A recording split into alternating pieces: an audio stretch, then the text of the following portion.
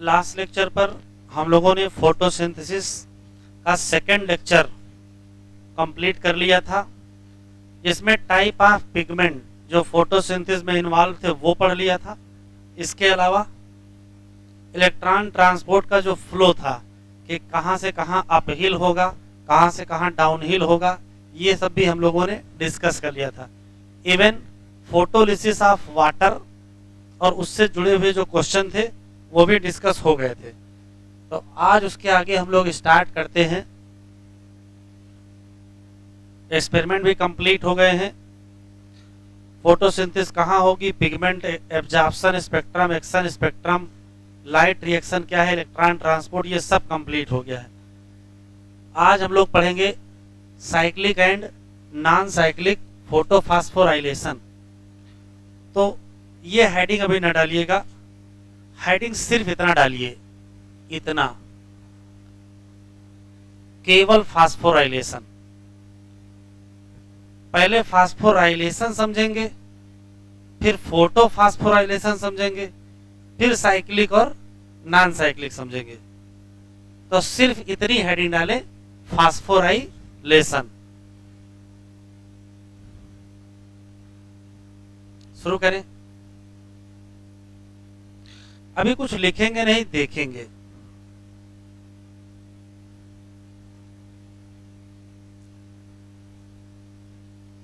तो main heading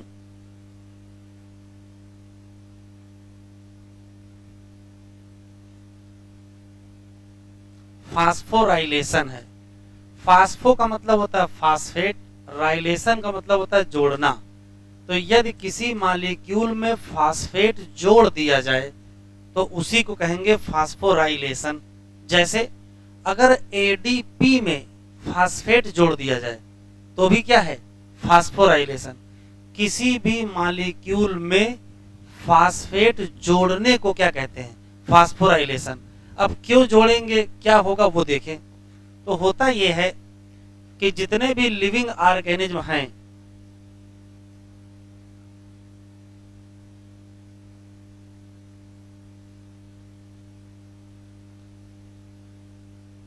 उन सब के पास ये योग्यता है कि कोई अगर मॉलिक्यूल ऑक्सीडाइज हो सकता है तो उसको कहते हैं ऑक्सीडाइजेबल कंपाउंड। और इसको ऑक्सीडाइज जब करेंगे तो निकलेगी एनर्जी। अब एनर्जी निकलेगी तो इसको करेंगे स्टोर।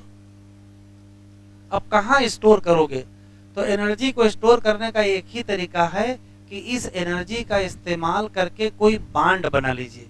इसका मतलब बॉन्ड एनर्जी के फॉर्म में स्टोर कर लेंगे। इसको स्टोर करेंगे किस फॉर्म में,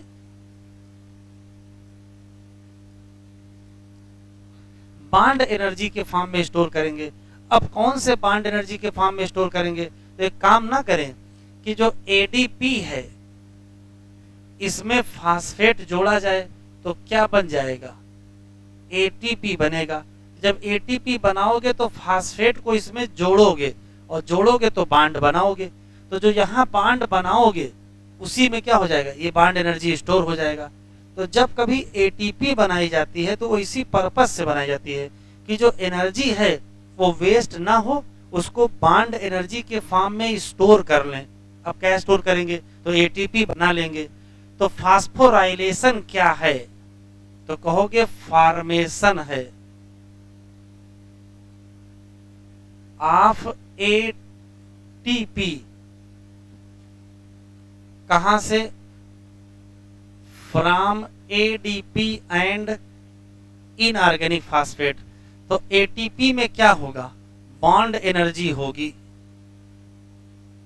एक बात। अब सवाल यह है कि एनर्जी लाओगे कहां से, जिस एनर्जी का इस्तेमाल करके आपने बॉन्ड बनाया है वो एनर्जी कहां से लाओगे। तो हमारे पास दो ऑप्शन है, या तो वो एनर्जी सनलाइट की हो, या तो वो एनर्जी किसकी हो, सनलाइट की हो, और या तो फिर ग्लूकोज के ऑक्सीडेशन से एनर्जी मिले। तो यदि इस बॉन्ड एनर्जी को पूरा करने के लिए सनलाइट का इस्तेमाल किया जाए या सनलाइट की एनर्जी का इस्तेमाल किया जाए तो इसी को कहोगे क्या, फोटो फास्फोराइलेशन। और अगर इसी के लिए एनर्जी कहां से आए, ग्लूकोज के ऑक्सीडेशन का एनर्जी इस्तेमाल करके एटीपी बनाया जाए, तो इसी को कहते हैं ऑक्सीडेटिव फास्फोराइलेशन। बस फर्क यह है कि भाई फोटो फास्फोराइलेशन का मतलब एटीपी बनाओ लाइट की मदद से, तो ये कहां होगा, तो ये तो क्लोरोप्लास्ट में होगा। तो ये घटना कहां होती है, क्लोरोप्लास्ट में होती है। जबकि ऑक्सीडेशन से निकलने वाली एनर्जी का इस्तेमाल करके अगर आपने एटीपी बनाया तो ये घटना कहां होती है, ये माइटोकॉन्ड्रिया में। तो ऑक्सीडेटिव फास्फोराइलेशन कहां होगा, माइटोकॉन्ड्रिया। तो फिर आ जाते हैं, फास्फोराइलेशन फिर दो प्रकार का होता है। एक कौन सा, फोटो फास्फोराइलेशन, और दूसरा कौन सा, ऑक्सीडेटिव फास्फोराइलेशन। अब हमको पढ़ना सिर्फ ये है, हमको क्या पढ़ना है, फोटो फास्फोराइलेशन। तो ये जो फोटो फास्फोराइलेशन है ये दो प्रकार का होता है, एक होता है साइक्लिक और एक होता है नॉन साइक्लिक। तो एनसीईआरटी पे तो सीधे हेडिंग डाल दिया है cyclic and non cyclic photo phosphorylation, लेकिन सीधे है नहीं। पहले फास्फोराइलेशन क्या है ये समझ में आए, फास्फोराइलेशन दो टाइप का है ये समझ में आए, फिर जो दो टाइप का उसमें भी दो टाइप का है। तो क्या है, लिविंग ऑर्गेनिज्म किसी ऑक्सीडाइजेबल कंपाउंड को ऑक्सीडाइज करेंगे, इससे एनर्जी निकालेंगे, उसको स्टोर करेंगे, बॉन्ड एनर्जी। अब इस बॉन्ड एनर्जी को किस फॉर्म में स्टोर करेंगे, तो कहोगे एटीपी बना के स्टोर करेंगे। एटीपी बनाने में एडीपी में पी जोड़ना पड़ेगा, तो बॉन्ड भी तो बनाना पड़ेगा। जब किसी मॉलिक्यूल में पी जोड़ा जाता है तो उसको कहते क्या है, फास्फोराइलेशन। अब चाहे एडीपी में पी जोड़ो तो भी फास्फोराइलेशन है। तो फास्फोराइलेशन का रियल मतलब क्या है, तो रियल मतलब तो इतना ही है, एटीपी सिंथेसिस है। अब एटीपी सिंथेसिस करोगे एडीपी से, उसके लिए हमको चाहिए एनर्जी। अब एनर्जी लाओगे कहां से, तो दो ऑप्शन है, या तो सनलाइट की एनर्जी का इस्तेमाल करके आप बॉन्ड बना लीजिए, और या तो ऑक्सीडेशन की एनर्जी का इस्तेमाल करके बॉन्ड बना लीजिए। अगर सनलाइट की एनर्जी का इस्तेमाल करके आपने बॉन्ड बनाया और एटीपी बनी तो नाम क्या होगा, फोटो फास्फोराइलेशन। और अगर ऑक्सीडेशन की एनर्जी का इस्तेमाल करके बॉन्ड बनाया तो नाम क्या होगा, ऑक्सीडेटिव फास्फोराइलेशन। फोटो वाला कहाँ होता है, क्लोरोप्लास्ट पर होता है, और ये कहाँ होता है, माइटोकॉन्ड्रिया। तो जब लाइट एनर्जी का इस्तेमाल करके एटीपी बन गए तो फोटो फास्फोराइलेशन, और ऑक्सीडेशन की एनर्जी का इस्तेमाल करके बन गए तो ऑक्सीडेटिव फास्फोराइलेशन। हमको ऑक्सीडेटिव वाला अभी पढ़ना नहीं, जो तो हम लोग माइटोकॉन्ड्रिया में पढ़ेंगे। यहाँ पढ़ना कौन सा है, फोटो फास्फोराइलेशन, और वो फिर दो टाइप का होता है, साइक्लिक और नॉन साइक्लिक। लिखो,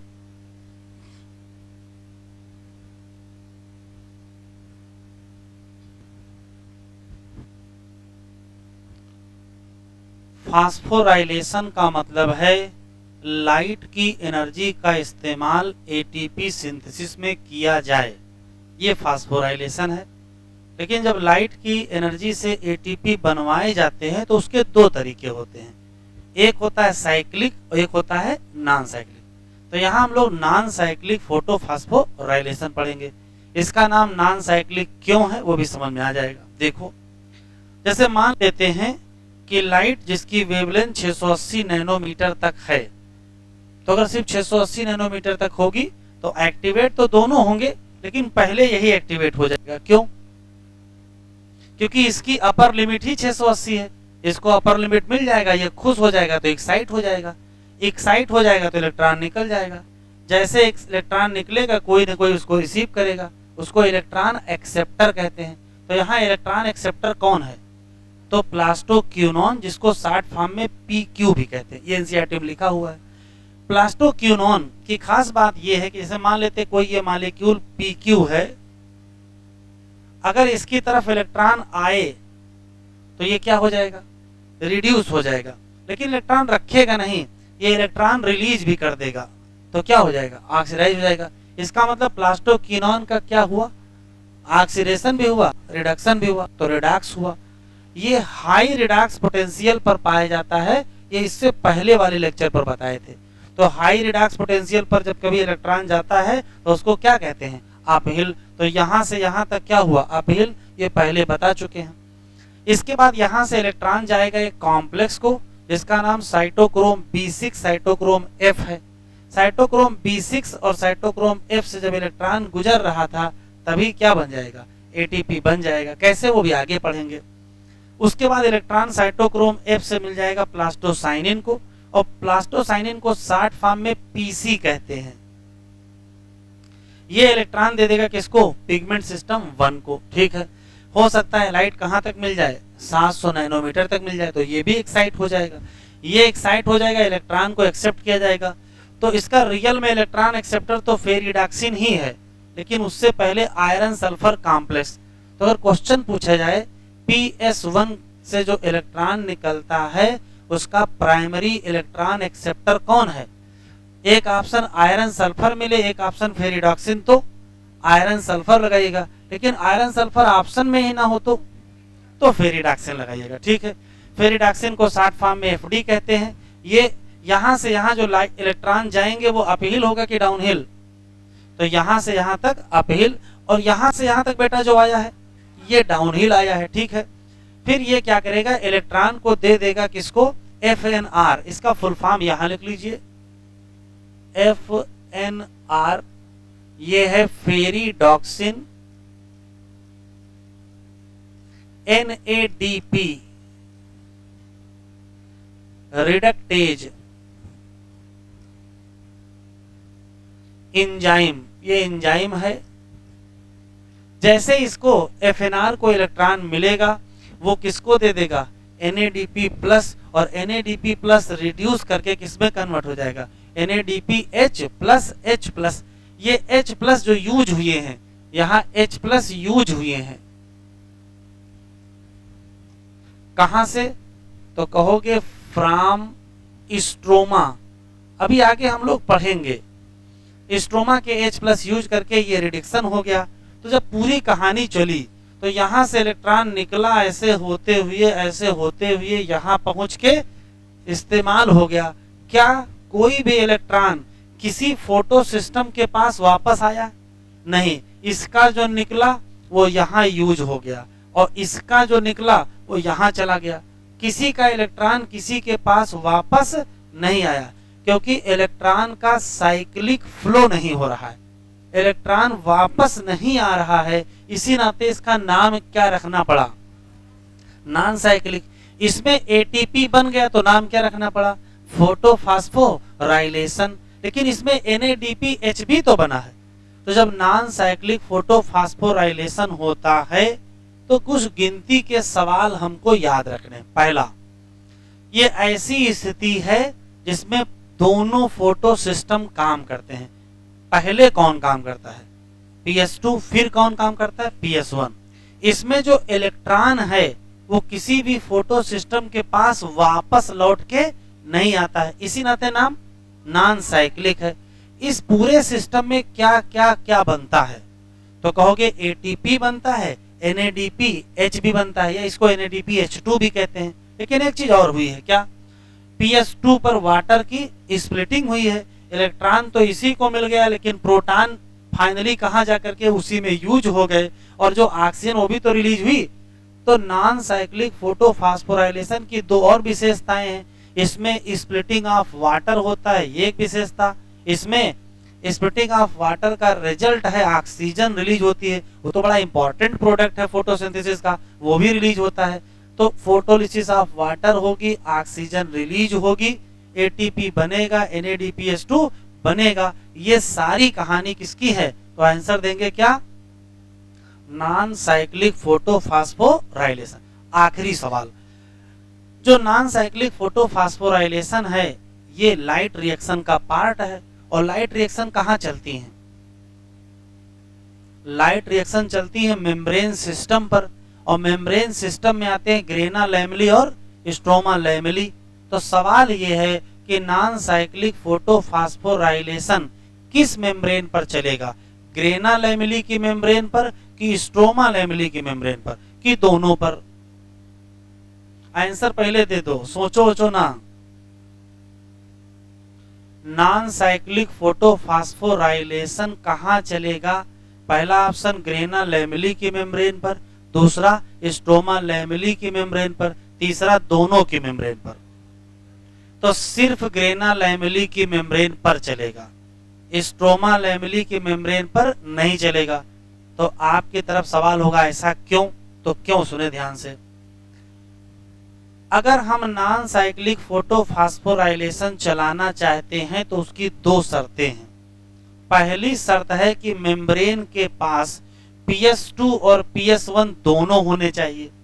है पहली शर्त की नहीं है? अगर दोनों में से एक भी एब्सेंट हो जाए तो नहीं चलेगा। स्ट्रोमा लैमेली पर PS2 नहीं पाया जाता है। जब PS2 पाया ही नहीं जाता है तो क्या चलाओगे? नहीं चलाओगे। अच्छा, एक और शर्त है, इस पूरी कहानी में ये एंजाइम भी तो यूज हो रहा है, FNR ferredoxin NADP reductase enzyme. ये एंजाइम भी स्ट्रोमा लैमेली पर नहीं पाया जाता है। तो नॉन साइक्लिक कहाँ चलेगा? ग्रेना लैमेली पर। कहाँ नहीं चलेगा? स्ट्रोमा लैमेली पर। क्यों? तो कहोगे ग्रेना लैमेली पर PS1 PS2 दोनों हैं और NADP रिडक्टेज भी है, जबकि स्ट्रोमा लैमेली पर PS2 नहीं है, केवल क्या है? PS1 है, और NADP रिडक्टेज भी क्या है? एब्सेंट है। Concept clear? लिखो।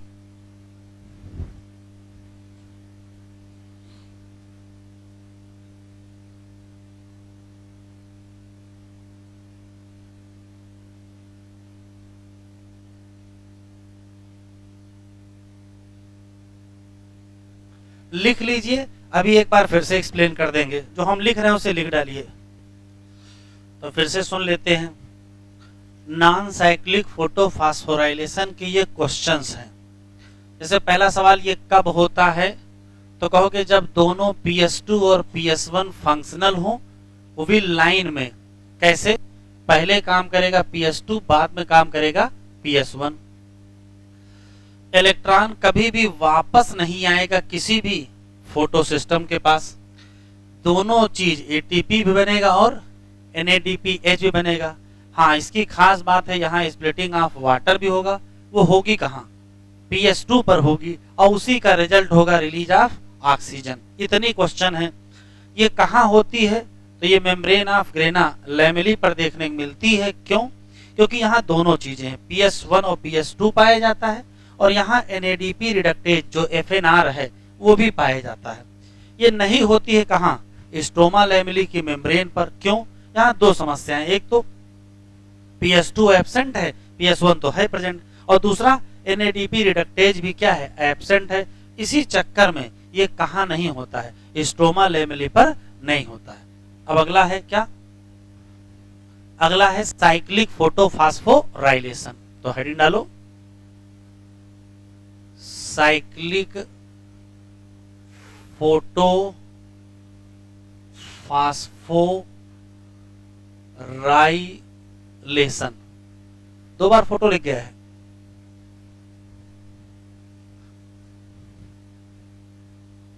साइक्लिक फोटोफॉस्फोराइलेशन जो फ्लो चार्ट है बना लीजिए, फिर एक्सप्लेन करते हैं।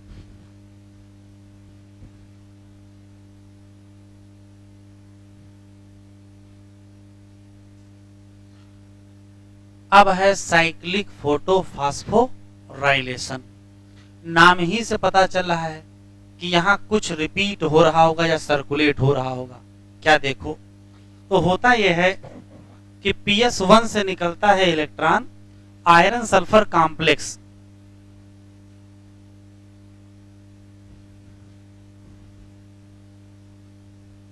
से होते हुए कहां चला गया? फेरिडॉक्सिन। फेरिडॉक्सिन के पास जब इलेक्ट्रॉन गया तो इसको आदत है कि अपना इलेक्ट्रॉन NADP रिडक्टेज को दे करके और NADP को रिड्यूस करा देंगे।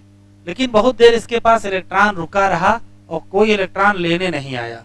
क्यों? क्योंकि जहां ये घटना हो रही है वहां NADP रिडक्टेज ही एब्सेंट है, और वो जगह कौन सी है? Stroma lamellae. तो स्ट्रोमा लैमेली पर जब PS1 एक्टिवेट हुआ, वहां से इलेक्ट्रॉन निकला, फेरिडॉक्सिन के पास गया, तो इलेक्ट्रॉन लेने कौन नहीं आया? NADP reductase. तो बहुत देर तो अपने पास रखेंगे नहीं, किसी न किसी को दे देंगे। तो पता चला बगल में कौन है? साइटोक्रोम B6F का कॉम्प्लेक्स, कहीं इन्हीं को दे दो। तो इलेक्ट्रॉन किसके पास चला गया? साइटोक्रोम B6F के पास। वो अपने पास तो रखते नहीं, किसको दे देते हैं? प्लास्टोसाइनिन। और वापस किसको पहुंचा देगा? PS1। ये भी खुश, अपना इलेक्ट्रॉन घूम के फिर कहाँ आ गया? PS1। तो जब इलेक्ट्रॉन फोटो सिस्टम में वापस लौट आए तो नाम साइक्लिक हो गया।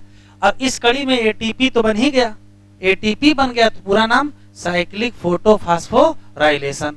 तो हुआ ये कि जब केवल फोटो सिस्टम 1 काम करे, फोटो सिस्टम 2 काम ना करे, इलेक्ट्रॉन वापस फोटो सिस्टम 1 में लौट आए, ATP बन जाए, लेकिन NADPH2 ना बने, तो नाम क्या पड़ेगा?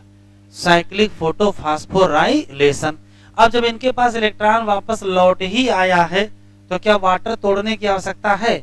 नहीं। तो ना तो वाटर टूटेगा, और अगर वाटर नहीं टूटा तो ऑक्सीजन निकलेगी? नहीं निकलेगी। तो ना वाटर स्प्लिट हुआ है, ना ऑक्सीजन रिलीज हुई है। तो साइक्लिक और नॉन साइक्लिक में कंपेयर बता दीजिए। नॉन साइक्लिक में दोनों फोटो सिस्टम काम करते हैं, साइक्लिक में केवल एक काम करता है, कौन सा? 1। नॉन साइक्लिक में कभी इलेक्ट्रॉन सर्कुलेट वापस नहीं होता है, यहाँ इलेक्ट्रॉन वापस सर्कुलेट होता है। नॉन साइक्लिक में ATP NADPH2 दोनों बनते हैं, यहाँ ATP बनता है, NADPH2 नहीं बनता है। नॉन साइक्लिक में वाटर की स्प्लिटिंग होती है, ऑक्सीजन निकलता है, यहाँ ना स्प्लिटिंग होती है ना ऑक्सीजन निकलता है। नॉन साइक्लिक कहाँ होता है? ग्रेना लैमेली पर। तो साइक्लिक कहाँ होगा? Stroma lamellae. यहां तक तो सही है। साइक्लिक स्ट्रोमा पर होता है, क्यों? वही 2 कारण। साइक्लिक स्ट्रोमा पर होता, उसके 2 कारण। पहला कारण, यहाँ PS2 नहीं है, और एक NADP रिडक्टेज भी नहीं है। यहां तो बिल्कुल क्लियर है, इतना लिखो पहले।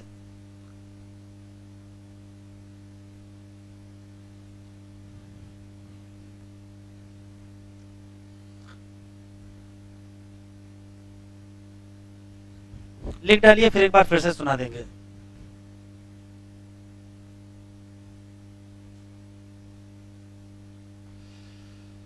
साइक्लिक फोटोफॉस्फोराइलेशन का मतलब है किसी भी फोटो सिस्टम से निकलने वाला इलेक्ट्रॉन वापस फोटो सिस्टम के पास फिर आ जाए, बस साइक्लिक हो गया।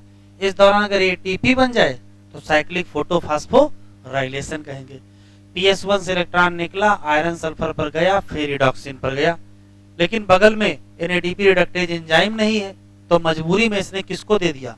साइटोक्रोम B6 को दे दिया, फिर उसने F को दे दिया, उसने प्लास्टोसाइनिन को दे दिया, और वापस PS1 पर आ गया। तो इलेक्ट्रॉन तो वापस आ गया और ये ATP बन गई, तो अच्छी बात है। क्या नहीं बन पाया? NADPH नहीं बन पाया, वाटर भी नहीं टूटा है, तो ऑक्सीजन भी नहीं रिलीज होगी। ये अक्सर कहाँ होती है? स्ट्रोमा लैमेली पर। क्यों? क्योंकि स्ट्रोमा लैमेली पर 2 समस्याएं हैं, एक PS2 नहीं है और एक NADP रिडक्टेज नहीं है। चलो, कौन सा फंक्शनल होगा? केवल PS1। कौन सा नहीं होगा? PS2। इलेक्ट्रॉन सर्कुलेट वापस कहां पहुंच जाएगा? Photo system. किसमें? PS1। केवल क्या बनेगी? ATP। क्या नहीं बनेगा? NADPH2 नहीं बनेगा। क्या नहीं होगा? वाटर की स्प्लिटिंग। तो क्या नहीं होगा? Oxygen release. इन जनरल कहां होता है? Stroma lamellae. और क्यों? तो क्यों के 2 कारण हैं। कौन कौन से? पहला PS2 एब्सेंट और दूसरा NADP रिडक्टेज भी एब्सेंट। लेकिन बगल में मैंने कुछ और लिख रखा है, ये ग्रेना लैमेली पर भी हो सकता है। अब सवाल ये है कि ग्रेना लैमेली पर तो PS2 भी है और ग्रेना लैमेली पर तो NADP रिडक्टेज भी है, तो ग्रेना लैमेली को साइक्लिक चलाने की क्या आवश्यकता है? लेकिन साइक्लिक वहां हो सकता है, तो जरा आराम से बताएं, ग्रेना लैमेली पर साइक्लिक फोटोफॉस्फोराइलेशन किस परिस्थिति में चल सकता? व्हेन? तो एक काम किया जाए, लाइट जो दी जाए उसकी वेवलेंथ कितनी हो, 680 से लेकर के 700। तो अगर 680 के नीचे की लाइट नहीं होगी तो क्या PS2 एक्टिवेट होगा? भाई PS2 की रेंज है 400 से 680 और लाइट दे रहे हो 680 से ऊपर। तो अगर 680 के ऊपर की लाइट दे रहे होगे तो भले ही वहां PS2 है लेकिन वो एक्टिवेट नहीं होगा। तो कौन एक्टिवेट होगा? केवल PS1 एक्टिवेट होगा। और अगर सिर्फ PS1 एक्टिवेट हो गया तो फिर कहानी भाई हो जाएगी क्या, साइक्लिक हो जाएगी। तो ये कब होगा ग्रेनल एमिली पर? तो जब केवल लाइट कितनी मिले, बियॉन्ड 680, 680 के ऊपर, मतलब 680 मिले, 690, 80 ना मिले, 690 मिले या कितनी मिले, 690 मिले, 95 मिले, 700 मिले, तब कौन एक्टिवेट होगा? केवल PS1। और अगर सिर्फ PS1 एक्टिवेट हुआ तो क्या होगा, साइक्लिक चलेगी। तो कब, when light available only beyond 680 nanometre, मतलब 680 से लेकर के कितनी, 700। अगर इतनी लाइट मिलेगी तो सिर्फ और सिर्फ कौन सा चलेगा, साइक्लिक ही चलेगा, नॉन साइक्लिक चलने की संभावना नहीं होगी।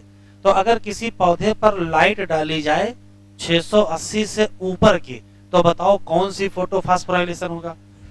तो सिर्फ साइक्लिक होगा। हाँ, 680 के ऊपर की भी डाली जाए और 680 के नीचे की भी डाली जाए तो फिर दोनों स्टार्ट हो जाएंगे। 80 के नीचे डालोगे तो PS2 भी काम करेगा, 80 के ऊपर भी डालोगे तो PS1 भी काम करेगा, दोनों काम करेंगे तो क्या हो जाएगा, नॉन साइक्लिक चलेगा। बढ़ा लो। क्लियर है यहां तक? दो क्वेश्चन और स्पष्ट लिख लेते हैं। यहां तक हो गया है? जरा बताओ, ग्रेना लैमेली पर कौन सा होता है, साइक्लिक कि नॉन साइक्लिक? तो अभी पढ़े हैं कि ज्यादातर यहां क्या चलता है, नॉन साइक्लिक, लेकिन कभी कभार क्या चल सकता है, साइक्लिक। अच्छा, स्ट्रोमा लैमेली पर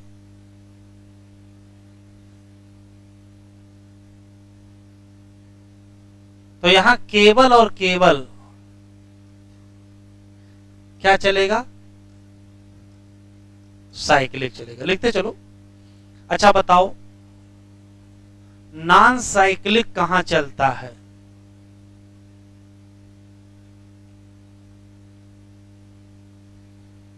ओनली एट ग्रेना लैमेली। अच्छा, साइक्लिक कहां चलता है? बोथ, मेनली कहां चलता है ये? Both stroma lamellae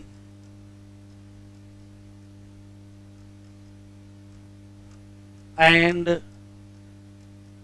grana lamellae. ये स्पेशल सवाल है, दो तरीके से पूछे जाएंगे। या तो क्वेश्चन ये दिया होगा तो ऑप्शन ये होंगे, या तो क्वेश्चन ये होंगे तो ऑप्शन ये होंगे। ग्रेना पर क्या चलेगा? तो ज्यादातर नॉन साइक्लिक चलेगा, लेकिन साइक्लिक चल सकता है। और स्ट्रोमा पर केवल साइक्लिक चलेगा। अच्छा, नॉन साइक्लिक कहां चलेगा? तो नॉन साइक्लिक केवल ग्रेना चलेगा। और साइक्लिक कहां चलेगा? तो ज्यादातर स्ट्रोमा चलेगा, लेकिन कभी कभार ग्रेना भी चल सकता है। जितने इलेक्ट्रॉन कैरियर पढ़े हो, ठीक है, जैसे PQ का फुल फॉर्म प्लास्टो क्विनॉन, और FD का फुल फॉर्म फेरिडॉक्सिन, और PC का फुल फॉर्म प्लास्टोसाइनिन, इसमें से कॉपर कंटेनिंग कौन है? तो साइनिन का मतलब ही होता है क्या, कॉपर कंटेनिंग।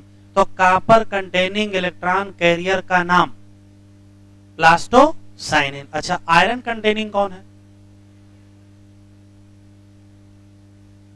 आयरन कंटेनिंग, तो आयरन कंटेनिंग 3 है, कौन कौन से? आयरन कंटेनिंग है साइटोक्रोम, आयरन कंटेनिंग है फेरिडॉक्सिन और iron sulphur complex.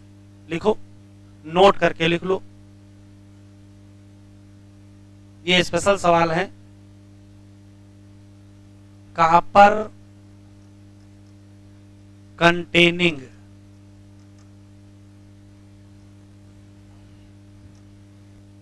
Copper containing में क्या होगे? तो आंसर देंगे प्लास्टोसाइनिन। फिर आंसर क्वेश्चन आएगा आयरन कंटेनिंग,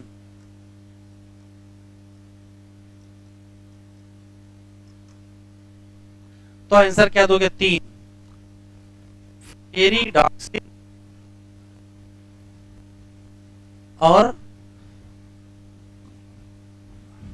साइटोक्रोम और आयरन सल्फर कॉम्प्लेक्स। अच्छा, एक और नोट बता दो, NADP का फुल फॉर्म क्या है? ना जाने आज क्या लिख देंगे? NADP का फुल फॉर्म ना जाने आज कितना दिमाग पकाओगे।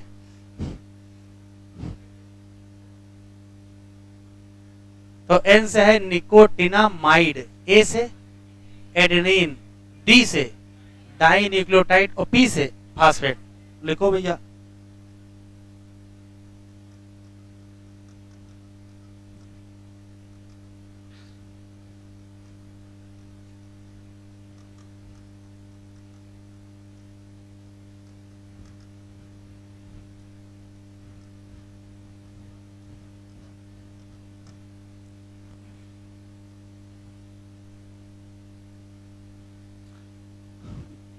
तीन रटने वाले सवाल। PS2 से निकलने वाले इलेक्ट्रॉन का प्राइमरी इलेक्ट्रॉन एक्सेप्टर कौन है? प्लास्टोक्विनोन। ये सही है। अगर ये ऑप्शन में ना मिले तो आयरन सल्फर मत लगा देना ना, और अच्छा आगे बढ़ा दोगे। Very good. अगर वो ऑप्शन में ना मिले तो एक आंसर मिलेगा फियोफाइटिन।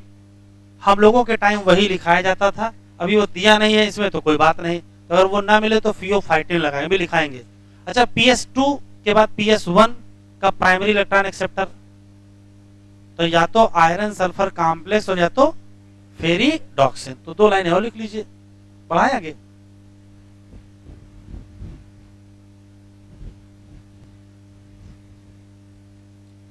चार क्वेश्चन आउट हो गए हैं टेस्ट के।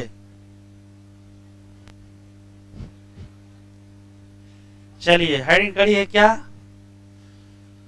साइक्लिक और non cyclic. Living organism have capability of extracting energy कहां से कहां? ऑक्सीडाइबल सब्सटेंस, और उसको स्टोर करो किस फॉर्म में? Bond energy.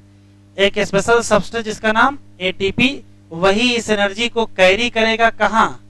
अपने बॉन्ड में। वह प्रोसेस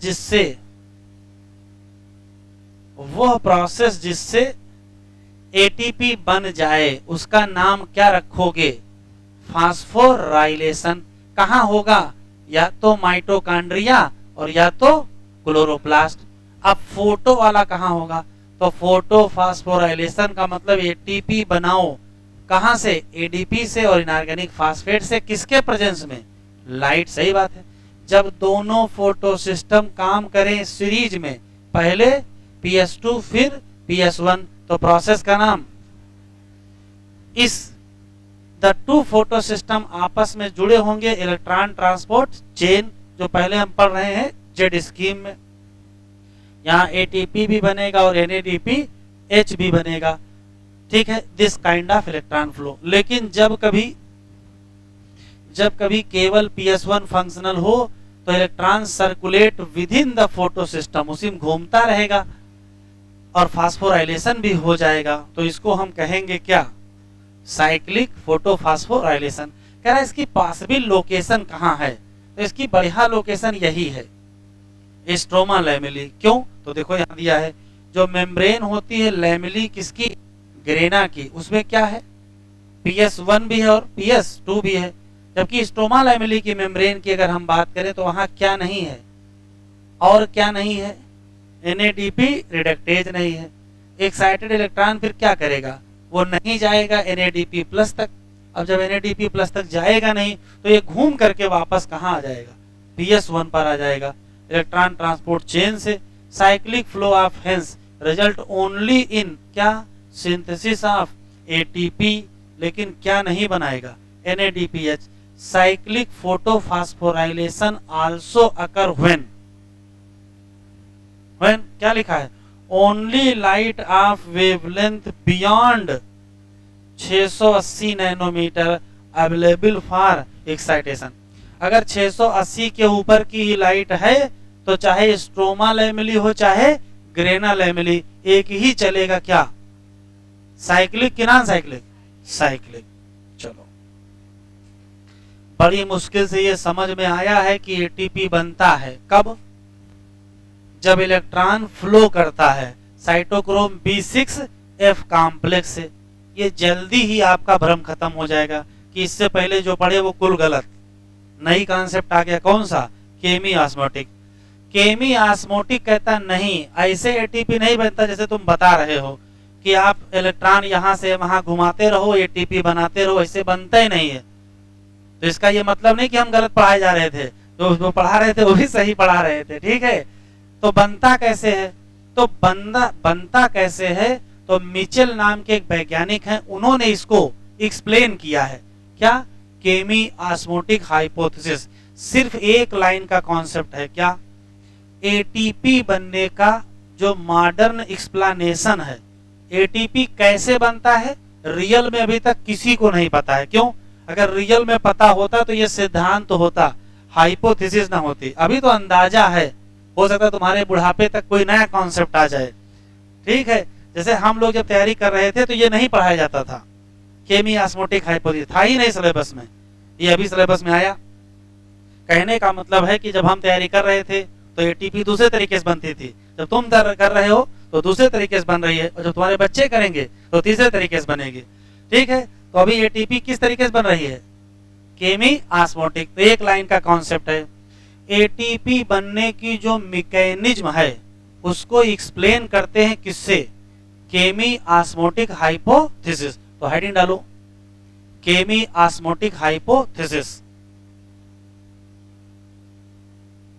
और इसमें हम जरा कुछ लिख रहे हैं, पहले वो लिख डालो फिर बताते हैं।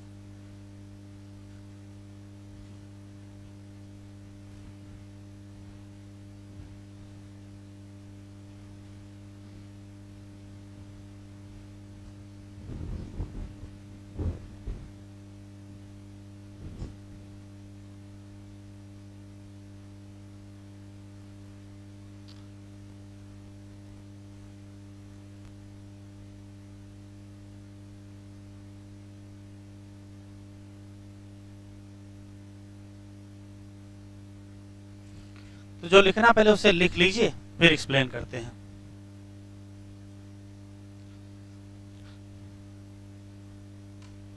केमी ऑस्मोटिक हाइपोथेसिस क्या है, तो हाइपोथेसिस का मतलब अपना मत।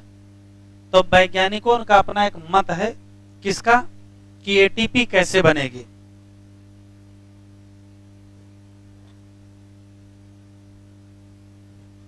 देखिए क्या है, chemi osmotic hypothesis mechanism of ATP synthesis है, ठीक, बात खत्म।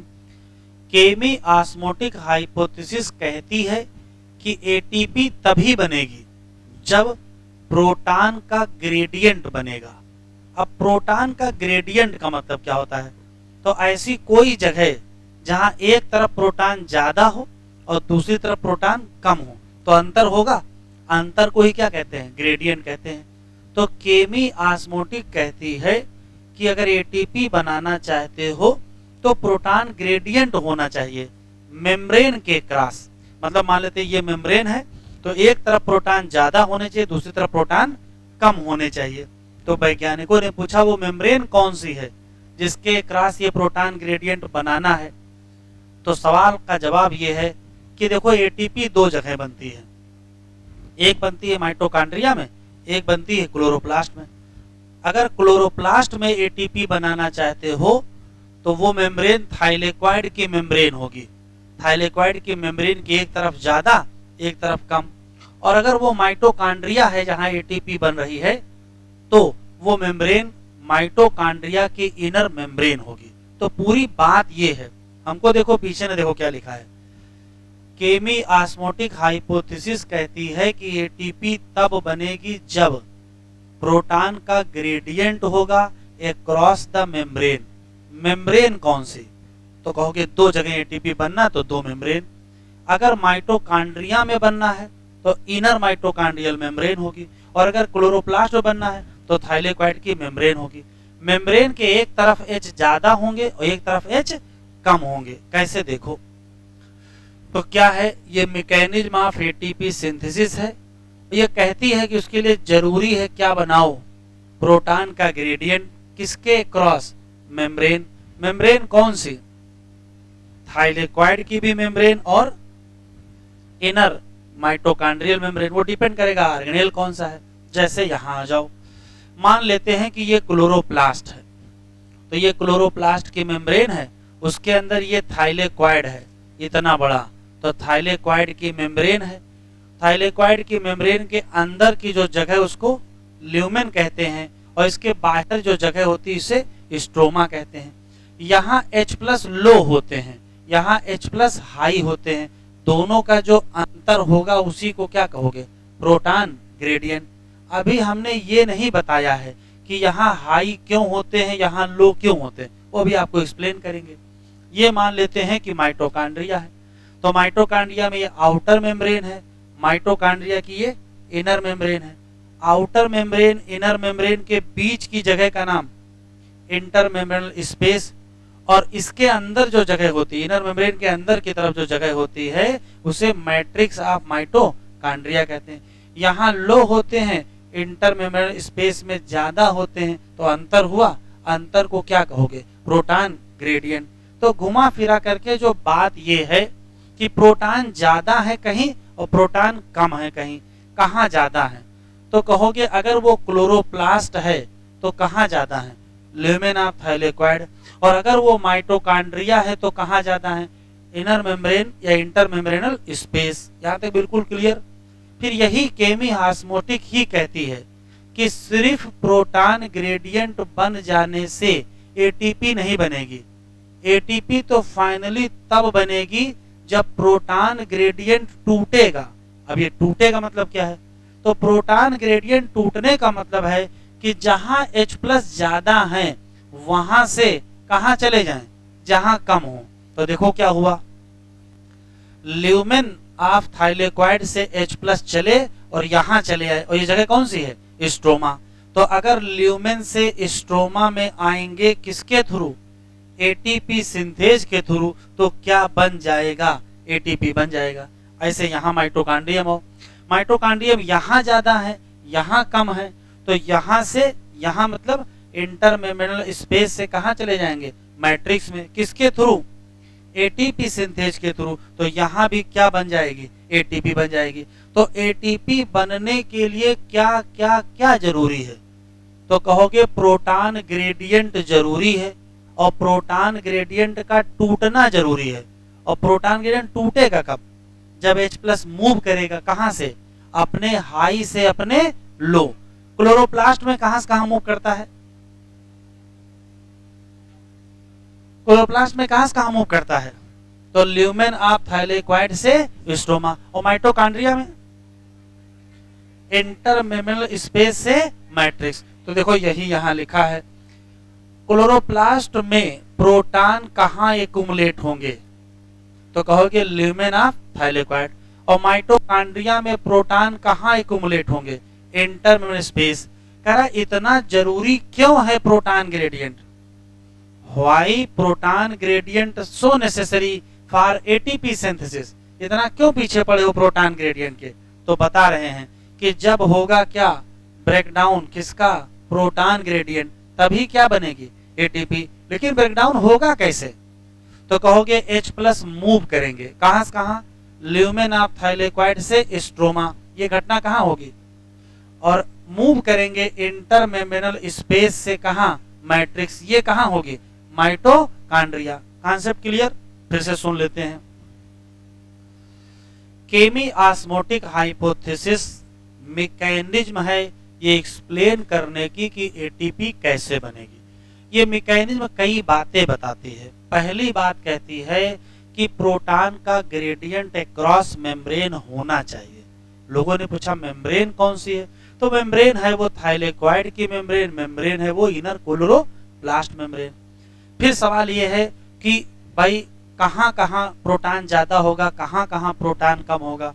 तो अगर वो क्लोरोप्लास्ट है तो ल्यूमेन ऑफ थाइलेक्वाइड में ज्यादा होगा और मैट्रिक्स या स्ट्रोमा में क्या होगा, कम होगा। और अगर वो माइटोकॉन्ड्रिया है तो इंटरमेम्ब्रेनल स्पेस में ज्यादा होगा और मैट्रिक्स में कम होगा। इससे जो अंतर होगा उसी को क्या कहोगे, प्रोटॉन ग्रेडियंट कहोगे। यहाँ तक क्लियर?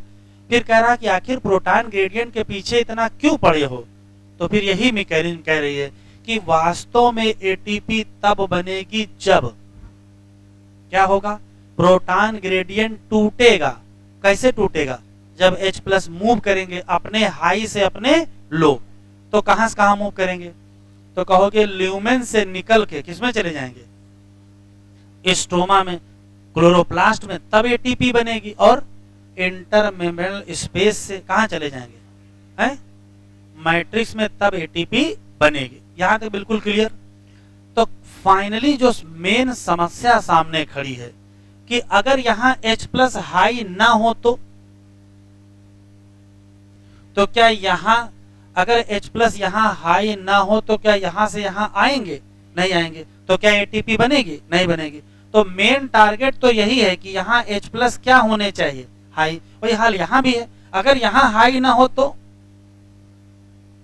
जो समस्या यहां वही समस्या यहां होगी।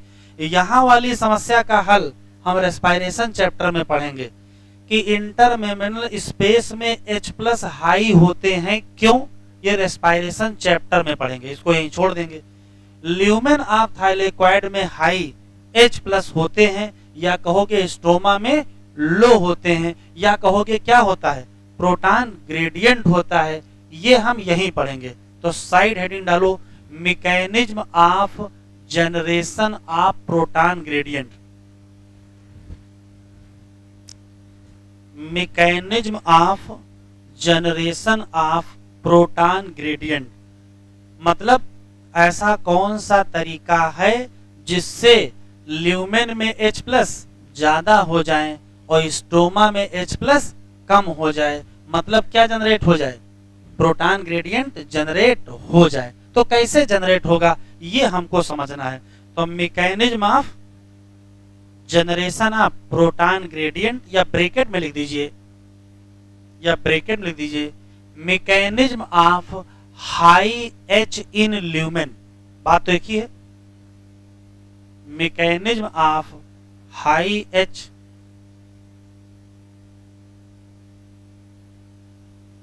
H इन ल्यूमेन। तो हम भी हेडिंग डाल लेते हैं और एक डायग्राम बना लेते हैं।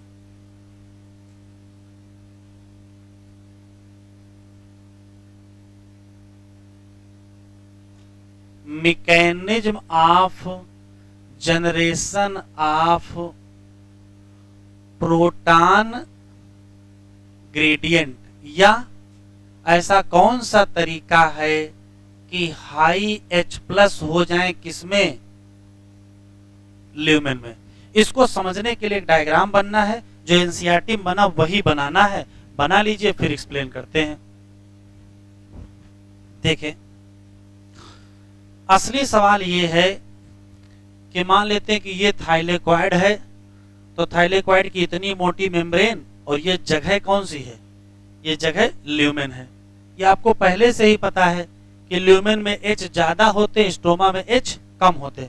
तो भाई जहां H ज्यादा होंगे वहां pH भी तो कम होगा, तो कॉमन सेंस है, यहाँ H ज्यादा तो pH कम, यहाँ H कम तो pH ज्यादा। असली सवाल ये है कि आखिर स्ट्रोमा में कम क्यों है या ल्यूमेन में ज्यादा क्यों है। इसका आपको जवाब मिलेगा। 3 देखो क्या है। पहला सवाल ये है कि आपको पहले से ही पता है कि जब नॉन साइक्लिक इलेक्ट्रॉन ट्रांसपोर्ट करते हैं तो देखो होता क्या है भाई। PS2 से इलेक्ट्रॉन निकलता है, प्लास्टोक्यूनॉन के पास जाता है, साइटोक्रोम B6 के पास, फिर F के पास, प्लास्टोसाइनिन के पास, PS1 के पास, फिर रिडॉक्सिन के पास, FNR के पास और NADP प्लस के पास पहुंचता है, जिससे NADP प्लस रिड्यूस हो जाता है और रिड्यूस होके किसमें कन्वर्ट हो जाता है, NADP H प्लस में। तो रिड्यूस होने में लगेंगे क्या, H प्लस लगेंगे। H प्लस कहां से लाओगे, तो ये H प्लस स्ट्रोमा के यूज हो जाते हैं। क्यों, ये जो NADP रिडक्टेज एंजाइम है ये बाहर की तरफ पाया जाता है, स्ट्रोमा की तरफ, तो ये स्ट्रोमा के ही H प्लस यूज करेगा और NADP प्लस को रिड्यूस करेगा। तो इसका मतलब है कि स्ट्रोमा में H प्लस क्या हो जाएंगे, कम। तो स्ट्रोमा में कम तो ल्यूमेन में रिस्पेक्ट में क्या हो जाएंगे, ज्यादा। क्लियर है यहाँ तक। तो जब ये इलेक्ट्रॉन ट्रांसपोर्ट होता है और फाइनली NADP प्लस को रिड्यूस करके NADPH बनाया जाता है तो यूज हो जाते हैं H प्लस कहां से, स्ट्रोमा से। तो स्ट्रोमा में क्या हो जाएंगे, कम। एक बात। दूसरा, जब ये इलेक्ट्रॉन ट्रांसपोर्ट कर रहे थे और सब कुछ सही चल रहा था, वहां रिडक्शन भी हो रहा था, तो एक नई घटना हो गई। क्या नई घटना ये हो गई कि जो प्रोटॉन H प्लस कहां पड़ा था, स्ट्रोमा में पड़ा था, वो भी कहां रिलीज हो गया, ल्यूमेन में। कैसे, जरा देखो। तो हुआ ये कि PS2 का इलेक्ट्रॉन जब प्लास्टोक्यूनॉन के पास गया तो इससे कहा गया था कि आप अपना इलेक्ट्रॉन किसको दे देना, साइटोक्रोम B6 को, लेकिन इसने दिया नहीं। इसने एक हाइड्रोजन कैरियर को दे दिया। उसने क्या किया, बाहर से प्रोटॉन उठा के अपने में बाइंड कर लिया। तो PQ किस में कन्वर्ट हो गया, PQH2 में कन्वर्ट हो गया। लेकिन जल्दी इसको एहसास हुआ कि नहीं, इलेक्ट्रॉन हमारा नहीं, इसको आगे देना है। तो जल्दी में क्या किया इसने, इलेक्ट्रॉन तो दे दिया किसको, साइटोक्रोम B6 को, और अगर जो इसके पास प्रोटॉन था उसको कहां रिलीज कर दिया। जैसे मान लो कोई चोर है, चोरी करके भाग रहा है और उसको लगा कि अब हम पकड़े जाएंगे, तो क्या करेगा, वो जो सामान चोरी किया होगा वहीं फेंक के भाग जाएगा। अब ये उठाया कहां से था, स्ट्रोमा से, तो इसको डालना कहां चाहिए था, स्ट्रोमा। तो क्या फिर वापस वहां डालने जाए। PS1 कह रहा इलेक्ट्रॉन तुमको दिए थे, तुम आगे बढ़ाओ, क्या कर रहे हो। तो कहा ठीक है आगे पहुंचा रहे हैं। तो इलेक्ट्रॉन तो आगे दिया और प्रोटॉन कहां छोड़ दिया, ल्यूमेन में। तो प्रोटॉन ल्यूमेन में अगर छोड़ोगे, ल्यूमेन में H प्लस क्या हो जाएंगे, ज्यादा। तो दूसरी गड़बड़ी हो गई। क्या, जब इलेक्ट्रॉन का ट्रांसपोर्ट कर रहे थे तो प्रोटॉन पंप कर दिए गए, कहां से कहां, प्रोटॉन पंप कर दिए गए स्ट्रोमा से ल्यूमेन में। तो ल्यूमेन में क्या कर जाएंगे, बढ़ जाएंगे। दूसरा कॉन्सेप्ट। तीसरा देखो, पहले से ही पता है कि PS2 वो जगह है जहां वाटर टूटेगा। तो वाटर टूटने के बाद क्या बनता है, H प्लस बनेगा कि नहीं बनेगा। इलेक्ट्रॉन किसको मिल जाएगा, इलेक्ट्रॉन तो PS2 को मिल जाएगा। तो H प्लस कहां गिरेगा, ल्यूमेन में। तो H प्लस और ऑक्सीजन दोनों कहां रिलीज हो गए, ल्यूमेन में ही तो रिलीज हो गए। तो प्रोटॉन की स्प्लिटिंग से जो वाटर की स्प्लिटिंग से जो प्रोटॉन निकलता है वो भी कहां गिरा, ल्यूमेन में। तो ल्यूमेन में H प्लस बढ़ने के 3 बड़े कारण। पहला, वाटर की स्प्लिटिंग PS2 पर हुई, वो अंदर की तरफ था, उसने प्रोटॉन अंदर छोड़ दिया, ठीक है, एक कारण। दूसरा, जब इलेक्ट्रॉन का ट्रांसपोर्ट कर रहे थे तब प्रोटॉन को उठा लिया गया कहां से, स्ट्रोमा से, और कहां छोड़ दिया गया, ल्यूमेन, फिर बढ़ गया। तीसरा, जो बची कुछ कसर थी वहां पूरी हो गई, स्ट्रोमा का H प्लस क्या हो गया, यूज हो गया, तो वहां कम हो गया। तो बताओ प्रोटॉन ग्रेडियंट के क्या क्या क्या कारण हैं, 3 कारण। पहला कारण यह है स्प्लिटिंग ऑफ वाटर से जो प्रोटॉन रिलीज होगा वो अंदर की तरफ रिलीज हो जाएगा।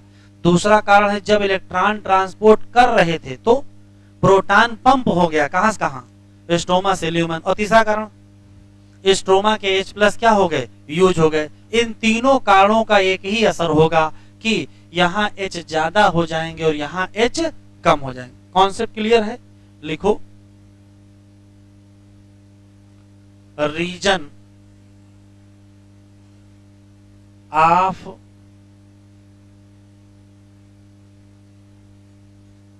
प्रोटॉन ग्रेडियंट, और लिख डालो हमारे साथ कौन कौन से रीजन। पहला water splitting eight inner side, इसी नाते H प्लस रिलीज एट कहां, ल्यूमेन। इनर साइड का मतलब कहां पर हो रहा है, PS2 पे हो रहा है। अच्छा, दूसरा कारण प्रोटॉन पंप कर दिए गए, कहां से कहां, तो कहोगे स्ट्रोमा टू ल्यूमेन। कब, व्हेन इलेक्ट्रॉन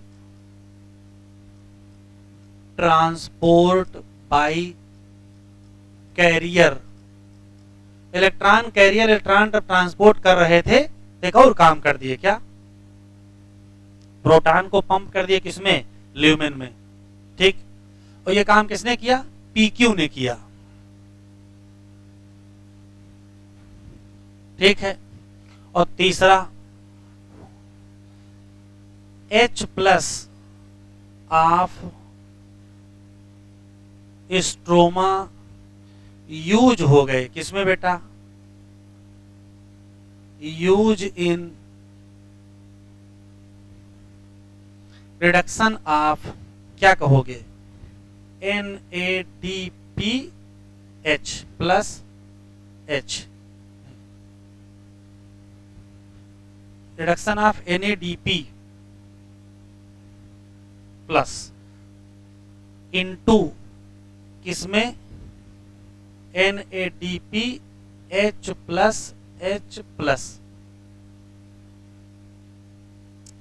तो अभी तक ये समझ में आ चुका होगा कि प्रोटॉन ग्रेडियंट बना कैसे। क्लियर है यहां तक। अब आखिरी चीज है कि चलो भाई प्रोटॉन ग्रेडियंट बन के तैयार है, तो क्या किया जाए, ATP बना लिया जाए। तो ATP कैसे बनेगी, अभी पीछे बताया गया है कैसे बनेगी। जब प्रोटॉन का ग्रेडियंट टूटेगा, और कैसे टूटेगा, जब प्रोटॉन चलेंगे H प्लस कहां से कहां, ल्यूमेन से स्ट्रोमा आएंगे, किसके थ्रू, ATP सिंथेस। तो साइड हेडिंग डालो, मैकेनिज्म ऑफ ATP सिंथेसिस। चलो फिर से देख लो एक बार। ल्यूमेन में H प्लस ज्यादा इकट्ठा होते हैं, उसके 3 कारण। पहला, वाटर की स्प्लिटिंग अंदर की तरफ हुई, इसी नाते H प्लस अंदर रिलीज हो गया, बात खत्म। दूसरा, जब ये इलेक्ट्रॉन का ट्रांसपोर्ट कर रहे थे तो प्रोटॉन पंप कर दिया गया, कहां, ल्यूमेन में, किसके द्वारा, इलेक्ट्रॉन कैरियर के द्वारा। और तीसरा, ये जब रिडक्शन कर रहे थे तो H प्लस यूज हो गया, कहां से, स्ट्रोमा से। अंततः स्ट्रोमा में कम और ल्यूमेन में ज्यादा, ग्रेडियंट बन के तैयार है। अब टूटेगा तो ATP बनेगा, तो देखो कैसे टूटेगा। साइड हेडिंग डालिए, मैकेनिज्म। अच्छा, क्वेश्चन यहां और है, जरा बताओ, इतने सारे स्ट्रक्चर हैं, इसमें से कौन बाहर की तरफ, कौन अंदर की तरफ,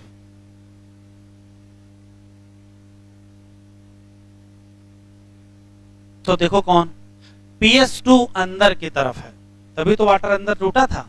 PS2 अंदर की तरफ, PQ बाहर की तरफ, PQS2 अंदर की तरफ, साइटोक्रोम B6F अंदर की तरफ, प्लास्टोसाइनिन अंदर की तरफ, PS1 बाहर की तरफ, फेरिडॉक्सिन बाहर की तरफ, FNR बाहर की तरफ। तो ये लिख लो पहले।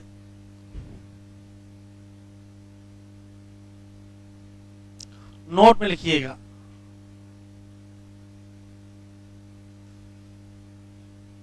Eight inner side of membrane. बताओ बेटा, तो अंदर की तरफ है PS2 और कौन है? PS2 अंदर की तरफ है, PQS2 अंदर की तरफ है, साइटोक्रोम B6F अंदर की तरफ है, और PC मतलब प्लास्टोसाइनिन अंदर की तरफ, बाहर की तरफ।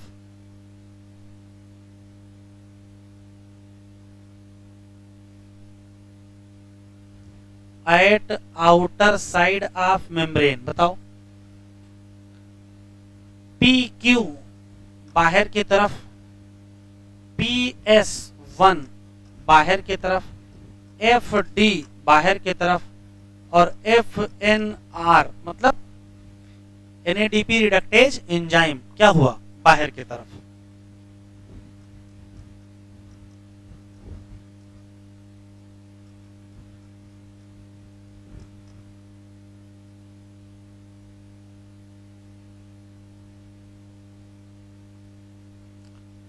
कौन अंदर की तरफ, कौन बाहर की तरफ?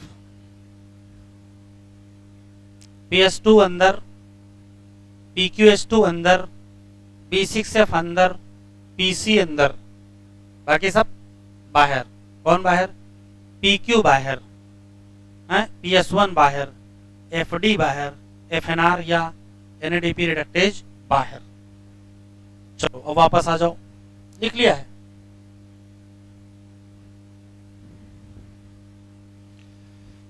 देखें, अब साइड हेडिंग डालिए, मैकेनिज्म ऑफ ATP सिंथेसिस बनेगी कैसे?